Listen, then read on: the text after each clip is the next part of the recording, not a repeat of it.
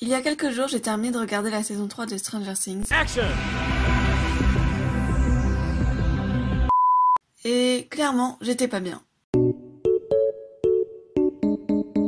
Alors, vous vous imaginez bien que la première chose que j'ai faite, c'est chercher des théories sur le net. Est-ce que est vraiment mort? J'ai passé beaucoup trop de temps à regarder des explications, à inventer mes propres théories. Story.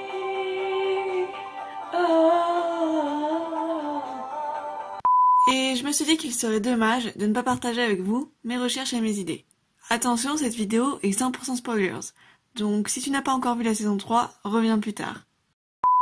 Théorie 1, l'américain. J'espère pour vous que vous avez regardé la série jusqu'à la fin, c'est-à-dire que vous avez aussi regardé les post-crédits, parce que sinon vous avez manqué quelque chose d'hyper important, donc allez le voir tout de suite si vous ne l'avez pas fait. Dans les post-crédits, on retrouve la base russe qu'on a découvert dans l'épisode numéro 1, et il est mention d'un Américain qui est enfermé dans cette cellule, et là, il y a plein de théories qui se sont développées autour de ça. La première théorie, ça serait que Hooper est vivant et qu'il soit finalement cet Américain enfermé dans la base russe. Il y a plusieurs possibilités qui ont été développées, comme par exemple, juste avant l'explosion, il aurait été récupéré par les Russes, même si je vois pas trop comment ça aurait pu être fait, et il aurait été enfermé dans cette cellule, où il serait passé par le monde à l'envers, par la porte, juste avant que ça explose, ce qui là me paraît un petit peu plus probable, entre guillemets, et les Russes l'aurait retrouvé dans le monde à l'envers et l'aurait capturé. Pour être honnête, je vois pas trop les motivations des Russes de garder Hooper de leur côté et de pas l'avoir tué ou d'avoir essayé à tout prix de le sauver et de le garder avec eux parce que finalement il est allé dans le monde à l'envers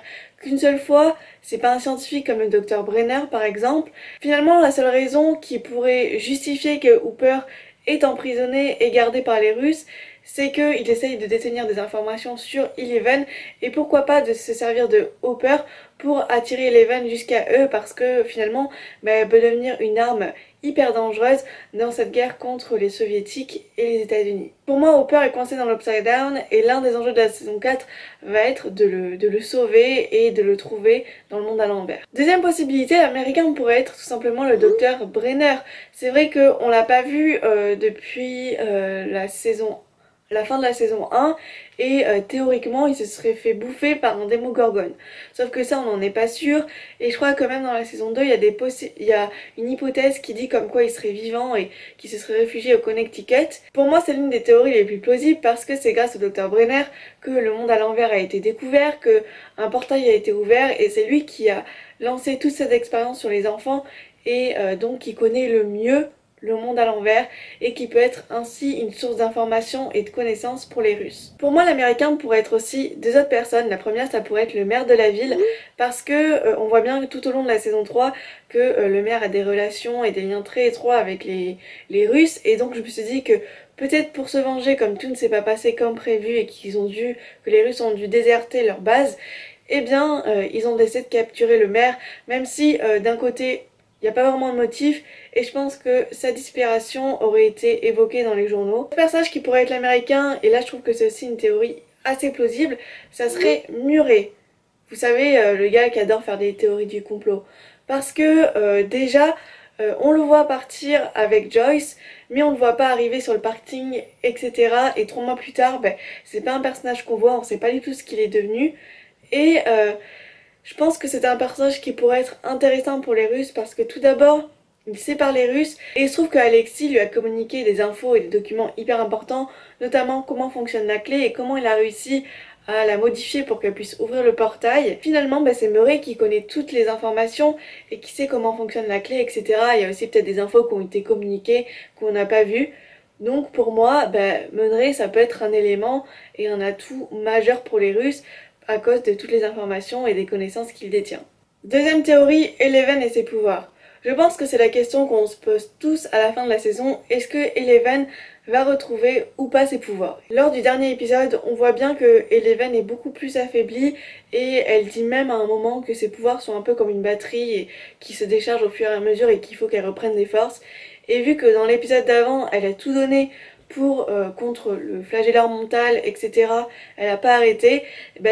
Ses pouvoirs ils sont un peu en mode HS. Le problème c'est que 3 mois plus tard ses pouvoirs ne sont toujours pas revenus Il y a plusieurs choses qui ont été dites par rapport à ça. La première étant que les pouvoirs de Eleven fonctionnent énormément par rapport à ses émotions quand elle est en colère, énervée, triste, etc. À cause des récents événements, c'est-à-dire la mort de Hopper et le déménagement, ça peut peut-être bloquer entre guillemets ses pouvoirs, mais il y a aussi d'autres théories qui ont été développées, notamment comme quoi avec la disparition du flagelleur mental, eh bien ses pouvoirs ont disparu de la même manière, c'est-à-dire que rappelez-vous, dans les derniers épisodes, elle est mordue par le flagelleur mental, et donc une partie de cette créature est en elle, et donc il y a une théorie qui dit que cette créature aurait aspiré tous ses pouvoirs, et donc quand cette partie sort de son corps, eh bien ses pouvoirs n'y sont plus, et qu'il faudra attendre le retour du flagelleur mental et l'ouverture à nouveau du portail vers le monde à l'envers pour que Eleven retrouve ses pouvoirs. Le fait que Eleven ait perdu entre guillemets ses pouvoirs, je pense que c'est pas du tout anodin et que ça va être l'un des enjeux pour la saison 4, et ça permet aussi de confirmer plusieurs théories parce que, par exemple, si elle avait ses pouvoirs, elle aurait pu détecter tout de suite si Hopper était vivant ou pas. Là, ben, elle ne peut pas le faire. Et une autre chose qui est intéressante, c'est que si par exemple le docteur Brenner est l'américain, eh bien ça peut être un personnage qui va revenir dans la saison 4 et Eleven va être un petit peu influencée et attirée par ce personnage parce que c'est grâce à lui qu'elle a développé ses pouvoirs. Et enfin, troisième point, à quoi s'attendre pour la saison 4. Il y a plusieurs éléments de théorie qui ont commencé à être développés par rapport à la suite de la saison 4 et à quoi elle pourrait ressembler. La première, ça commence avec le rapport entre les Russes et l'Upside Down. La scène qui se passe à la fin des crédits peut nous laisser croire que les Russes ont réussi à ouvrir un portail pour aller vers l'Upside Down.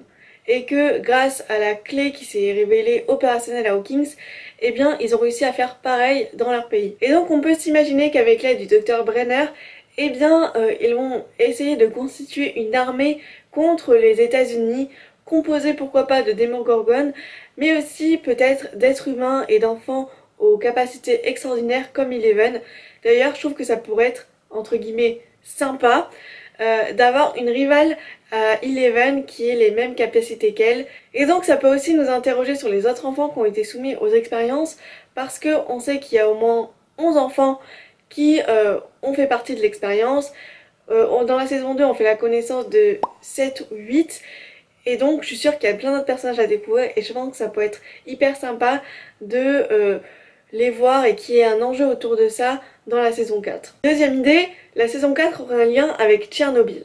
J'ai lu une théorie comme quoi les frères Duffer s'inspiraient des événements historiques qui ont lieu l'année où se passe la série pour construire les événements qui vont se passer dans la série. Vous voyez ce que je veux dire? Il se trouve que la saison 3 se passe en 1985 et en 1986, donc l'année qui suit, il y a l'explosion nucléaire à Tchernobyl et certains fans auraient vu un lien entre les deux événements. Et il se trouve qu'en regardant mes notes, eh bien je viens d'avoir une idée qui pourrait appuyer cette théorie. Est-ce que vous vous souvenez de ce fameux liquide vert un peu étrange qui se trouve dans la base russe que découvrent Dustin et Steve, et on ne sait pas du tout ce que c'est ni à quoi ça sert, excepté que c'est assez puissant pour faire fondre le sol comme on le voit dans l'un des épisodes. Et donc ce liquide assez étrange qui paraît très dangereux et assez puissant pourrait donc être un lien avec l'explosion nucléaire, ou en tout cas inspirer les créateurs et vous voyez faire un lien avec tout ça. Et enfin la dernière théorie que je trouve la plus intéressante et qui pourrait être hyper sympa pour la saison 4, ça serait que dans la saison 4 il y a un rapport avec le voyage dans le temps. Alors c'est vrai qu'il y a des théories un peu farfelues qui ont été faites, parfois difficiles à comprendre, enfin en tout cas que moi j'ai eu du mal à comprendre, mais il y a au moins une référence qui se trouve dans la saison 3 et que là tout le monde peut voir. C'est que, souvenez-vous, quand Steve, Erika et la clique essayent d'échapper aux Russes quand ils se sont échappés de la base, eh bien ils finissent dans un cinéma où il y a la projection de Retour vers le futur, et là c'est une référence qui dure assez longtemps, il y a pas mal d'extraits qui sont diffusés et je me dis que c'est sûrement pas anodin. J'ai trouvé un autre argument qui pourrait peut-être appuyer cette théorie de voyage dans le temps pour la saison 4. Il faut retourner aux inspirations de la série Stranger Things. Il faut savoir qu'au départ la série devait s'appeler Montauk en référence à la ville Montauk, qui est une petite île aux États-Unis, où là il y a eu des rumeurs, des théories du complot comme quoi il y aurait eu des expériences qui auraient été faites sur des enfants, des expériences psychologiques, notamment en rapport avec le temps, l'espace, les dimensions entre les mondes. Vous voyez le lien? C'est vrai que pour l'instant dans Stranger Things, on s'est concentré sur les dimensions entre les mondes, le monde à l'envers, mais dans un temps immédiat, donc c'était un temps présent à chaque fois. Sauf que rappelez-vous, dans la saison 1, Eleven arrive à remonter dans le temps grâce à son esprit à partir d'une photo. Et je pense que ça peut être une idée hyper intéressante à développer dans la saison 4. Écoutez, c'était tout pour cette vidéo théorie. J'espère que ça vous a plu. Je vous mettrai les sources en barre d'infos. Peut-être pas tout, mais les principales qui m'ont permis de construire cette vidéo. Et bien entendu, n'hésitez pas vous aussi à me donner vos théories. Sur ce, moi je vous dis à la semaine prochaine pour une nouvelle vidéo. Bye!